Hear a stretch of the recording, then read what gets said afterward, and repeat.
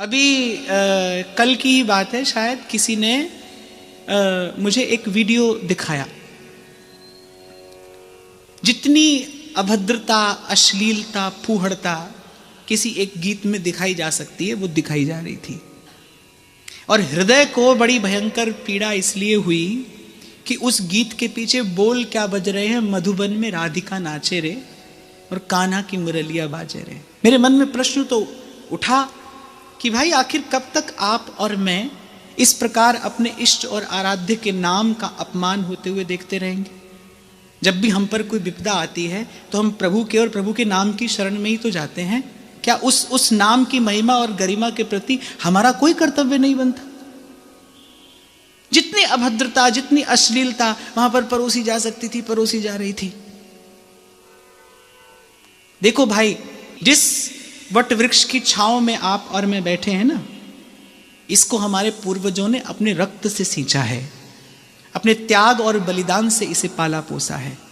आज हो सारा संसार व्यस्त क्रिसमस मनाने में होता रहे, पर मैं तो अगर याद करूंगा तो गुरु गोविंद सिंह साहब के 4 साहिबजादों के उस शहीदी को, उस त्याग और बलिदान को स्मरण भी करूंगा और नमन भी करूंगा।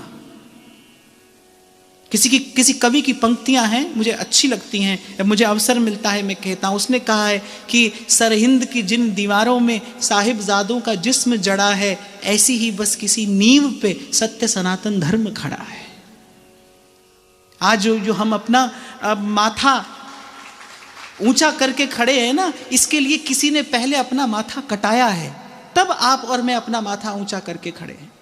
और मैं तो सरकार से भी ये बात कहना चाहूँगा, इस माध्यम से कहना चाहूँगा, हो सके तो आप ही इस वीडियो को दूर तक पहुँचाना। और मैं तो यहाँ से सब संत चरणों में भी ये विनती करता हूँ, प्रणिपात पूर्वक ये निवेदन करता हूँ कि जब धर्म की हानि हुई है, तब संतों के पुण्य प्रताप ने, भजन प्रताप ने ही धर्म की रक्षा की है। और आज भी ऐसा ही अवसर है। और मैं तो केवल इसलिए बोल रहा हूँ, मैं ये नहीं जानता हूँ कि मेरी बात बोलने से कोई लाभ होगा, कितना होगा और होगा भी कि नहीं होगा, पर मैं तो इसलिए बोल रहा हूं कि मैं मौन रहने का अपराध नहीं कर सकता।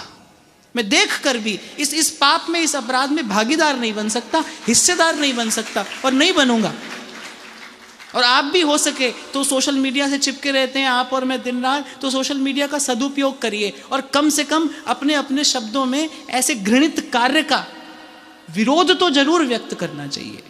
जो ये लोग कर रहे हैं, ये लोग वास्तविक देशद्रोही हैं। राम और कृष्ण का अपमान करने वाले इस देश के सुहृद नहीं हो सकते, इस देश के शुभ चिंतक नहीं हो सकते। आप कहते हैं कि हमें तो बोलने की स्वतंत्रता है, हमें तो अभिव्यक्ति की स्वतंत्रता है, आप कहते हैं फ्रीडम ऑफ स्पीच है, फ्रीडम ऑफ एक्सप्रेशन है। अरे स्वतंत्र होते हुए भी हमें मर्यादा की रेखा का पालन करना पड़ता है। आप स्वतंत्र देश के स्वतंत्र नागरिक हैं, तो क्या आप स्वतंत्रता का गीत गाते गाते पाकिस्तान चले जाएंगे? जाकर देखो जाकर क्या होता है। वो जो सीमा रेखा है, उसका पालन करोगे कि नहीं करोगे, मानोगे कि नहीं मानोगे? आप अपने घर में रहते हैं, घर में भी एक कक्ष और दूसरे कक्ष के बीच में जो दीवार होती है ना, माता पिता और बेटा और बहू के कक्ष के बीच में जो दीवार है ना, वो दीवार कुछ और नहीं है, मर्यादा की रेखा है, जिसका दोनों को पालन करना चाहिए। आप और मैं स्वतंत्र हैं और स्वतंत्र रहें, लेकिन स्वतंत्र होने के साथ साथ मर्यादा की रेखा का पालन करना भी आवश्यक है। जो नहीं करता वो अपराधियों से दंड दिया जाना चाहिए। अवसर आया तो मैंने बोल दिया, व्यासपीठ के माध्यम से मैं ये बात बोल रहा हूं, और आप प्रयास करना ये बात दूर तक जाए, ये बात आपके माध्यम से दूर तक जाए। कुछ भी हो, लेकिन हम अपने इष्ट और आराध्य के नाम का अपमान होते हुए नहीं देख सकते। मैं फिर कह रहा हूं, मैं सरकार से भी ये बात कह रहा हूं, और मैं सभी संत चरणों में भी ये बात निवेदन कर रहा हूं कि सबको एकजुट होकर ये कार्य करना चाहिए और इस प्रकार के इस कुत्सित और घृणित कर्म से इस पवित्र भूमि को मुक्त कराना चाहिए। ये निंदित कर्म है।